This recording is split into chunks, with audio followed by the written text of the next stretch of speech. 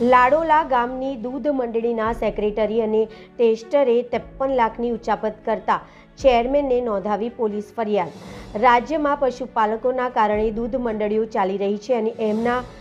આ દૂધ ભાવમાં વધારો પણ ઓછા મળતો હોવાથી સાથે દૂધ મંડળીઓ દ્વારા ઓછા ભાવે દૂધ લઈ બમણી કિંમતે બજારમાં વેચાણ કરી નફો મેળવી રહ્યા છે, પણ આ નફાની કિંમતમાં ભાવ વધારો મળતો ન હોવાથી ગત વર્ષે પશુપાલકો દ્વારા વિરોધ વ્યક્ત કરીને તમામ ગામડાઓની દૂધ મંડળીઓ બંધ રાખી હતી અને દૂધ ન ભરાવી અને સબ ડેરી ભાવના ખાતે ભાવ વધારાને લઈને આંદોલન કરવામાં આવ્યું હતું અને આ આંદોલન બાદ પશુપાલકોને એમને ન્યાય મળ્યો હતો, પરંતુ આવી દૂધ મંડળીમાં સેક્રેટરી અને ટેસ્ટર દ્વારા પશુપાલકોના દૂધની રકમમાંથી ઉચાપત કરવામાં આવતી હોવાની પોલીસ ફરિયાદ નોંધાવવા પામી છે।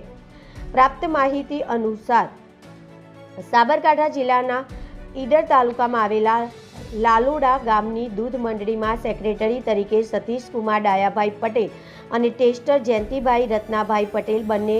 રહેઠાણ લાડોલા, તાલુકો ઈડર, જિલ્લો સાબરકાંઠા, જેમને પોતાની ફરજ દરમિયાન દૂધ મંડળીમાંથી 53 લાખની ઉચાપત કરી હતી, જેની જાણ દૂધ મંડળીના ચેરમેન અશ્વિનભાઈ પટેલને થતાં તેમને આ બંને આરોપી વિરુદ્ધ ઈડર પોલીસ મથકે ફરિયાદ નોંધાવી હતી। પોલીસે આરોપી વિરુદ્ધ ફરિયાદ નોંધાવીને યોગ્ય કાર્યવાહી હાથ ધરવામાં આવી છે। રિપોર્ટર જનક જાદવ, BN ન્યૂઝ ગુજરાતી, સાબરકાંઠા।